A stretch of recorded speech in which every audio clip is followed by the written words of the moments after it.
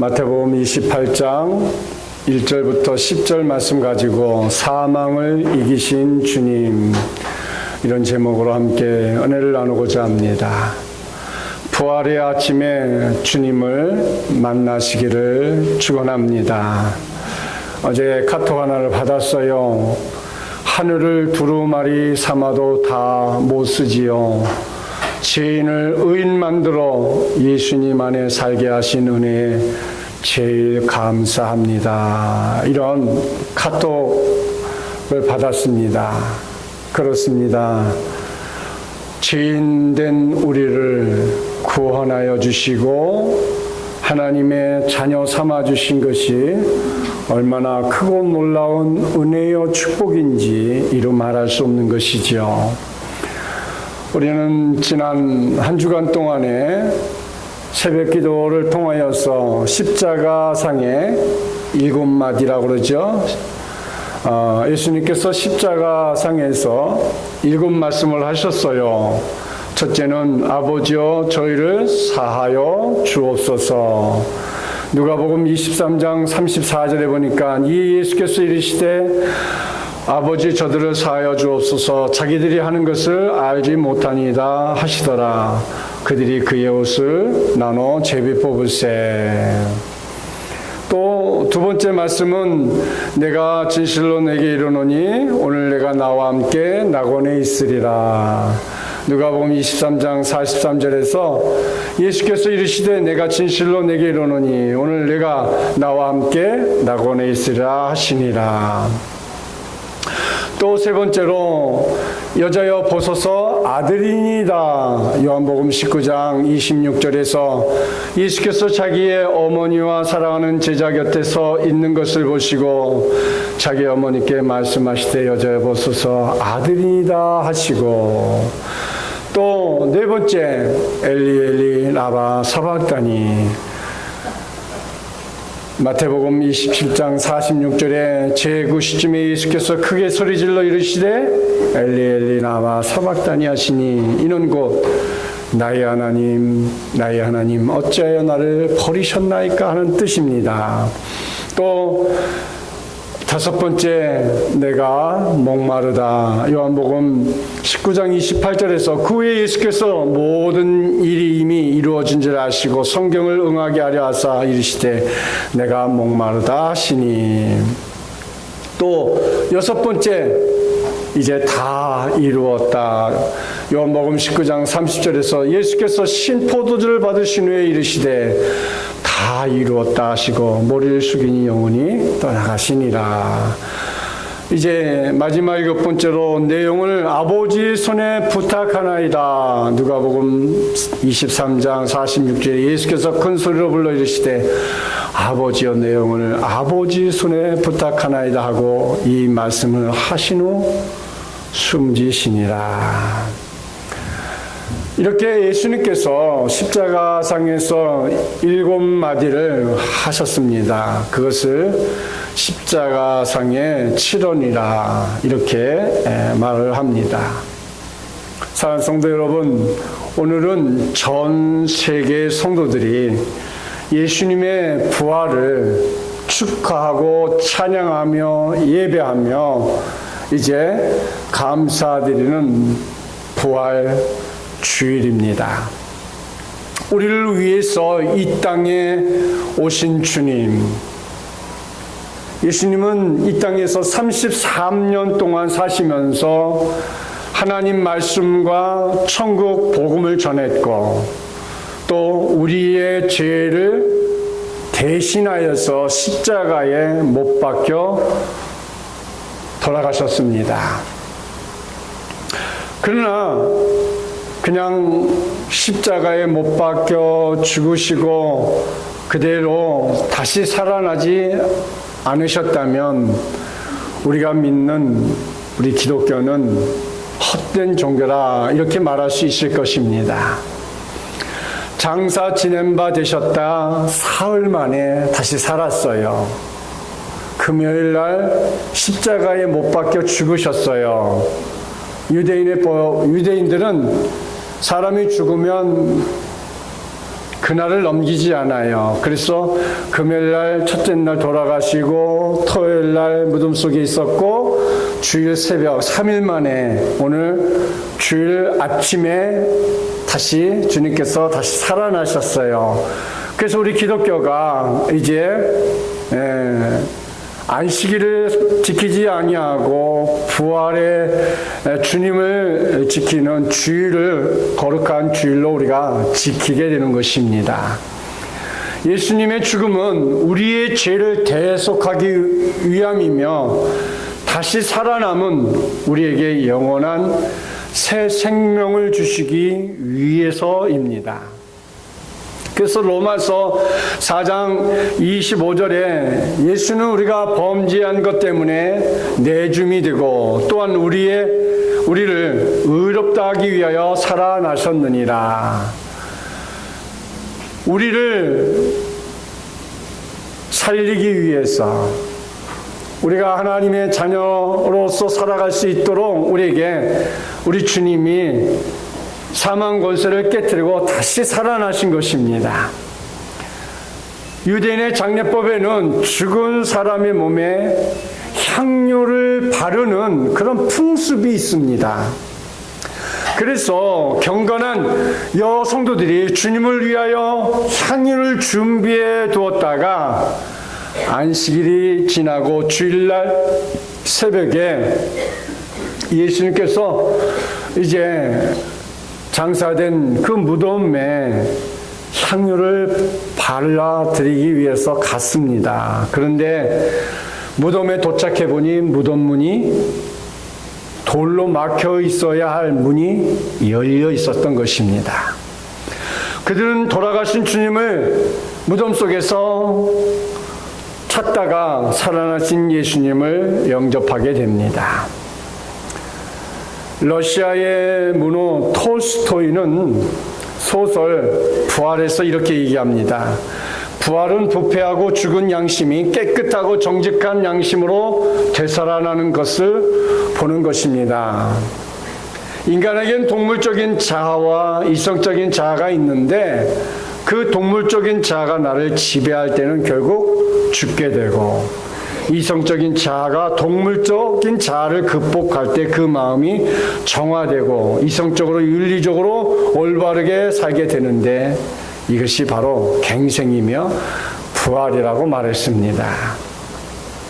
또 러시아의 소설가 도스토예프스키는 이렇게 얘기합니다. 그의 소설 죄와 벌에서 부활이란 인간이 이율배반적인 이성의 덮개를 걷어버리고 솔직한 영혼의 목소리에 귀를 기울임으로 세상과 발견될 관계를 바르게 복원시키는 것을 부활이라고 본 것입니다. 또 독일의 시인 괴테는 이렇게 얘기했어요. 시리와 절망에 빠져 사선을 헤매던 사람이 다시 소생함으로써 새로운 삶의 용기와 희망을 얻게 되는 것을 부활이라 이렇게 보았습니다. 그러나 성경이 말하는 부활은 이렇게 단순히 톨스토이가 말하는 양심의 부활이나 도스토예프스키가 말하는 이율 배반의 이성의 껍질을 벗어버리고 영혼의 목소리에 귀를 기울이는 것이나 괴테가 말하는 절망에 빠졌던 사람이 삶의 용기를 회복하는 것을 부활이라고 말하지 않습니다. 이런 것들은 부활을 철학적인, 문학적인 기법으로 또는 정신적인 기법으로 해석하는 것이 될 줄은 모르겠습니다만 그것이 성경이 말하는 부활은 절대 아닙니다. 성경에서 말하는 예수님의 부활은 죽었다가 실제로 다시 살아나는 것. 모든 사람들이 다 보는 앞에서 운명하셨고 군병들이 지키는 가운데서 무덤 속에 들어갔고 또 그 무덤 속에 예수님이 장사되었습니다. 그래서 그 무덤을 3일 동안에 로마 군병이 지켰어요. 그런 가운데서도 예수님은 다시 3일 만에 다시 살아서 우리에게 부활의 몸으로 우리에게 나타나셨습니다. 죽음의 극복이고 사망을 이기고 생명을 우리에게 주었기 때문에 승리하신 것입니다. 사망이 생명에게 삼킨 바 된 것을 말하는 것입니다. 죄와 허물로 죽었던 것이 새로운 피조물로 다시 태어나는 것을 부활이라 이렇게 말하는 것이죠. 본질적인 변화를 말하는 것이지 정신적인 변화, 환경적인 변화, 어떤 조건적인 변화를 말하는 것이 결코 아닙니다. 첫 열매가 되는 예수님의 부활의 몸은 십자가에서 죽었던 그의 육신과 몸과는 전혀 다른 영생할 수 있는 본질로 변화된 몸을 말하고 있는 것입니다. 예수님은 이미 변화산에서 그 부활의 몸을 제자들에게 보이셨습니다. 사도 바울은 그것을 신령한 몸이라 이렇게 말했습니다. 예수님이 부활한 후에 10번씩이나 제자들에게 보여셨던 부활의 몸은 바로 십자가를 지시기 이전의 몸과는 분명 다른 몸이었습니다. 시간과 공간을 초월하는 신비한 몸이었습니다. 바로 천사와 같은 몸이었습니다. 장차 천국에서 성도들인 우리에게 입혀주실 신비한 몸으로, 그런 신령한 몸으로 오늘 새벽 무덤에서 예수님이 다시 살아나셨던 것입니다. 다시 산 것을 우리는 부활이라 이렇게 말하는 것입니다. 첫째로 예수님의 부활은 죄에서 구원해 주신 것입니다. 서기 1885년 4월 부활절 아침, 장로교 선교 목사 언더우드, 감리교 아펜젤러 선교 목사 부부는 한국 선교에 첫 발을 내딛었습니다. 아펜젤러는 조선 복음화를 위해 기도했습니다. 우리는 부활절 아침에 이곳에 왔습니다. 사망의 권세를 이기시고 부활하신 예수님께서 조선 백성을 얽어맨 귀신의 결박을 끊고 자유와 빛을 주시옵소서. 26세의 청년 언더우드는 사도 바울을 본받아 눈물의 기도를 울렸습니다.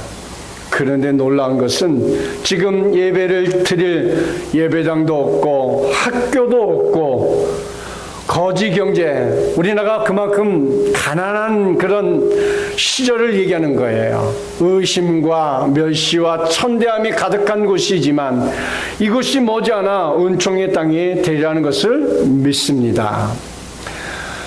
사랑하는 성도 여러분, 이렇게 젊은 이제 선교사들은 의심과 멸시와 천대를 받는 이 조선 땅에 와서 복음의 씨를 뿌리기 시작을 합니다. 하나님께서 이들의 기도를 들어주시고 오늘날 우리 한국은 어떤 나라입니까? 세계 경제 10위권에 드는 경제 대국이 된 나라입니다. 이 선교사들이 한국에 왔을 때는 정말 아까 말씀드렸듯이 거지 경제와 의심과 멸시와 천대가 가득한 곳이었습니다. 삿갓을 쓰고요, 남녀 차별이 굉장히 심하고요. 서울 중심을 벗어나면 어디든지 서양 귀신이 잡아간다고 소문이 돌아서 정말 복음 전하기가 어려운 그런 시대에 그들은 들어와서 복음을 전해서 이 땅이 기독교가 국가가 되고 수많은 사람들이 복음을 믿어 정말 우리나라처럼 축복받은 나라가 없다라는 것을 여러분 이제 외국 여행을 가면 알게 돼요. 야, 정말 우리나라는 먹을 거 풍부하죠. 옷 싸죠. 정말 살기 좋은 나라 중에 해외에서 꼭 잘 살고 행복한 지수가 높은 나라 중에서는 우리가 많이 떨어지는데요. 사실 그렇지 않아요. 유럽도 가보고 또 미국도 가보고 해보지만 그래도 우리나라가 참 복받은 나라다. 참 뭐든지 풍족하고 풍요로운 나라가 바로 우리나라라는 것을 금방 알 수 있습니다. 130년이 지난 지금은 정말 세속의 도전과 부패로 흔들리는 한국교회가 다시금 이제 깨어서 부활의 새 생명을 다시 잉태하고 구원해내고 다시 초심으로 돌아갈 수 있는 그런 우리 한민족 또 우리 한국교회가 다시금 되어야 되지 않겠습니까? 언더우드 정신과 아펜젤라의 열정을 계승해서 한국교회가 다시 일어서야 합니다. 부활절을 맞는 우리 성도들이 다시금 성경으로 돌아가서 성경대로 살아서 축복을 받는 그런 우리 성도들이 되기를 축원드립니다. 부활은 승리입니다. 부활은 진 것이 아니고 승리한 것입니다. 부활은 예수님만이 승리자가 아닙니다. 예수를 믿는 모든 우리 크리스찬들에게 승리의 날인 것입니다. 왜? 죄와 사망과 어둠의 권세에서 우리를 다시 살리신 날이 부활절이기 때문에 우리는 승리자인 것입니다. 이긴 사람들입니다. 눈을 수백 번 밝히 뜨고 보아도 승리자는 예수님 뿐이십니다. 수천 마리 먼 곳을 밝힐 수 있는 망원경으로 살펴보아도 사망 권세에서 다시 부활하신 예수님은 한 분뿐인 것입니다. 빛은 어둠을 이깁니다. 부활 예수로 승리하신 여러분이 되길 축원드립니다. 인간은 모두 죄인이며 죄의 값은 사망이라 했습니다. 로마서 5장 12절에 보니까 그러므로 한 사람으로 말미암아 죄가 세상에 들어오고 죄로 말미암아 사망이 들어왔나니 이와 같이 모든 사람이 죄를 지었으므로 사망이 모든 사람에게 이르렀느니라. 또 로마서 6장 23절에 함께 선독합니다. 죄의 싹은 사망이요 하나님의 은사는 그리스도 예수 우리 주 안에 있는 영생이니라. 죄가 세상에 들어왔다 그랬습니다. 세상에 죄가 들어옴을 말미암아 우리도 다 죄인 되었습니다. 죄로 말미암아 우리가 사망에 놓일 수밖에 없었어요. 그런데 주님께서 이 모든 죄로 말미암아 죽을 수밖에 없는 우리를 구원해 주셨어요. 모든 사람이 죄로 말미암아 이제 사망에 이를 수밖에 없었는데 예수 그리스도 안에 있으면 내가 예수 그리스도를 구주로 영접하면 우리는 하나님의 자녀가 되고 죄에서 자유한 자가 되는 것입니다.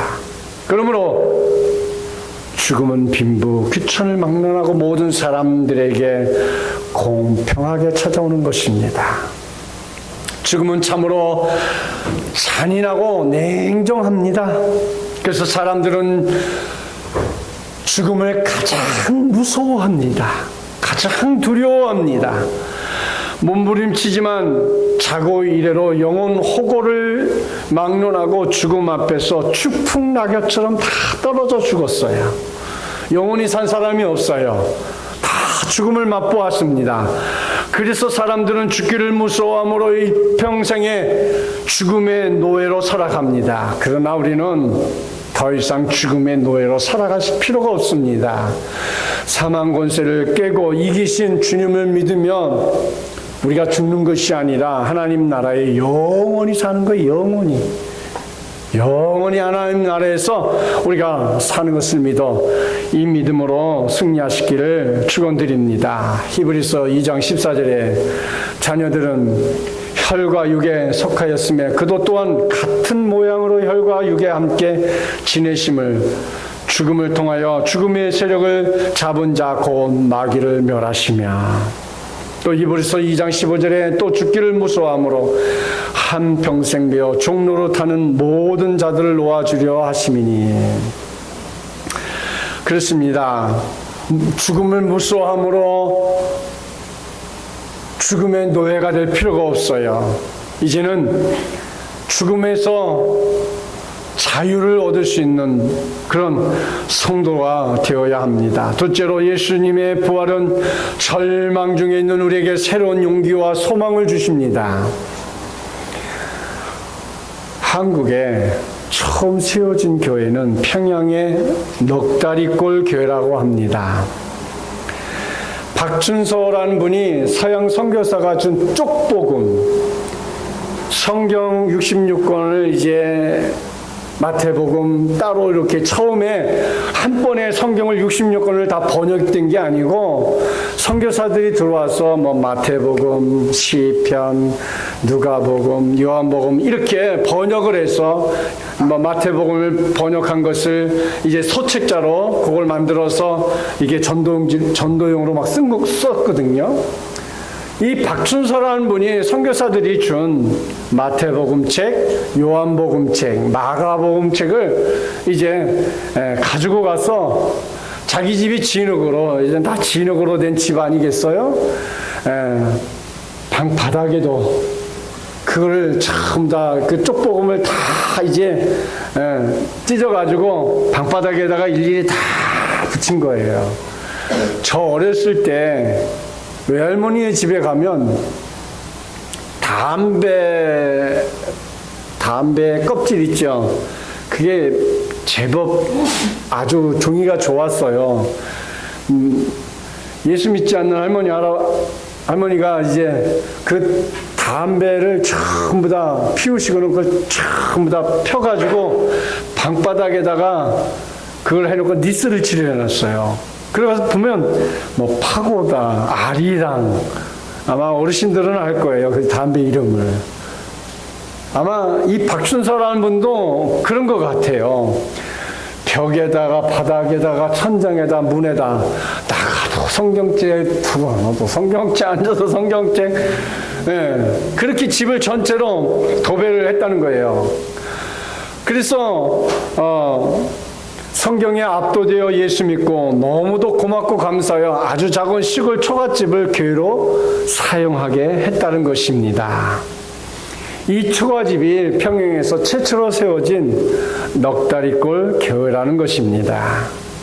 사랑하는 성도 여러분, 예수님이 돌아가시자 제자들이 크게 실망을 했습니다. 제자들은 모든 것을 버리고 3년 동안 주님을 이제 따르며 섬겼습니다. 그러던 예수님이 왕이 되시면 자기들은 크게 출세할 것이라고 생각했습니다. 그런데 그토록 믿고 의지하던 예수님이 악한 자들에게 붙잡혀서 온갖 멸시와 모욕을 당하고 십자가를 지고 돌아가시는 것 보고 크게 그들이 실망했다는 것입니다.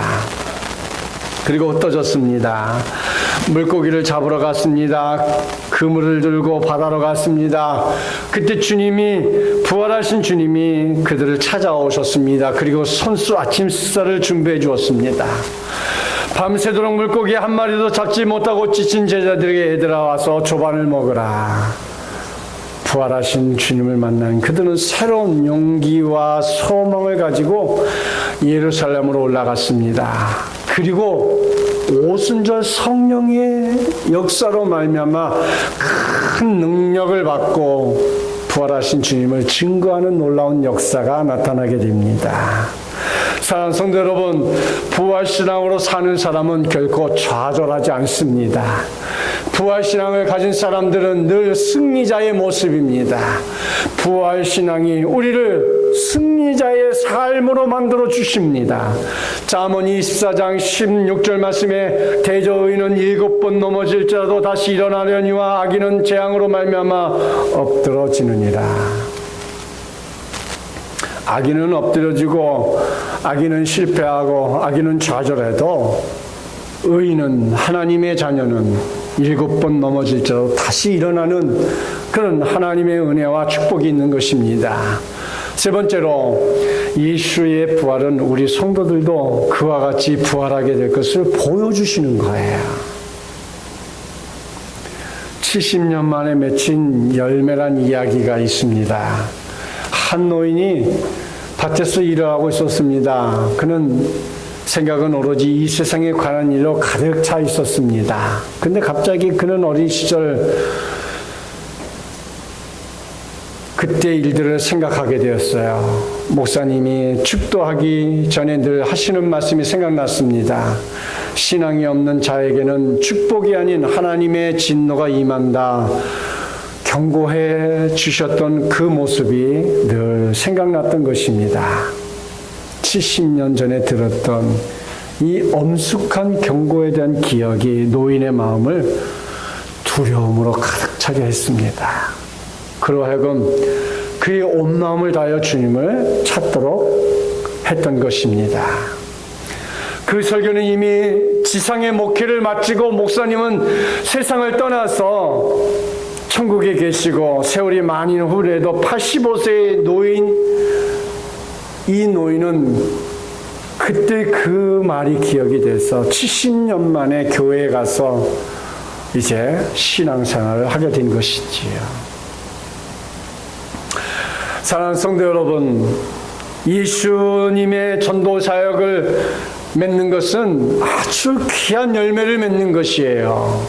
여러분, 예수님께서 이 땅에 우리를 위해서 사망 권세를 깨고 다시 오셨는데, 다시 오신 주님께서 제일로 중요하게 여기는 건 뭐예요? 부활의 첫 열매입니다. 부활의 첫 열매가 뭐예요? 부활의 씨 안에는 성도들의 부활이 다 들어있어요. 우리가 사망 권세를 깨고 승리한 모습입니다.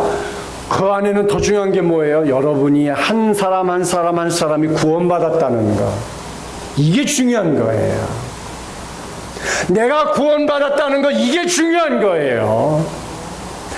부활절은 내가 구원받았다는 거, 이게 가장 중요한 거예요. 예수님이 부활한 것이 중요한 것이지만 그보다 더 중요한 게 내가 죄에서 구원받았다는 거. 내가 죄에서 구원받았으니 이제 우리가 뭘 해야 돼요? 예수님께서 이 땅에 오신 사망 권세를 깨고 다시 살아나신 그 뜻을 우리가 해야 할 것이 뭐예요? 영혼을 구원하는 일, 전도하는 일이 우리가 중요한 거예요. 고린도전서 15장 20절에 그러나 이제 그리스도께서 죽은 자 가운데서 다시 살아나사 잠자는 자들의 첫 열매가 되셨도다. 예수님께서 재림하시는 날 죽은 성도들이 모두 부활하고 우리 살아있는 사람들을 신령한 몸으로 변화되게 될 것입니다. 그래서 고린도전서 15장 52절에 나팔 소리가 나며 죽은 자들이 썩지 아니할 것으로 다시 살아나고 우리도 변화되리라. 우리도 변화돼서 주님의 공중잔치에 우리가 함께 참여할 텐데 사망 권세를 이기고 부활하신 예수님은 다시는 죽지 않고 영원히 사는 부활의 생명, 그것을 우리가 믿는 거예요. 요한복음 5장 24절에서도 내가 진실로 너에게 이르노니 내 말을 듣고 또 나 보내신 이를 믿는 자는 영생을 얻었고 심판에 이르지 아니하나니 사망에서 생명으로 옮겨졌느니라. 더 이상 심판이 필요 없어요. 이제는 생명으로 나아가는 거예요. 구원으로 나아가는 거예요. 우리가 구원받았으니 얼마나 기쁩니까? 결론을 맺고자 합니다. 우리는 모두 영생을 얻었고 사망에서 생명으로 옮겨진 자들이에요. 그러므로 오늘 부활주를 맞이하여 우리는 예수님의 부활을 기뻐하며 찬양드리며 동시에 주님과 같은 모습으로 부활하게 될 것을 감사하며 기뻐하며 아직도 믿지 않는 그 영혼들을 위해서 아직도 주님께로 나오지 못한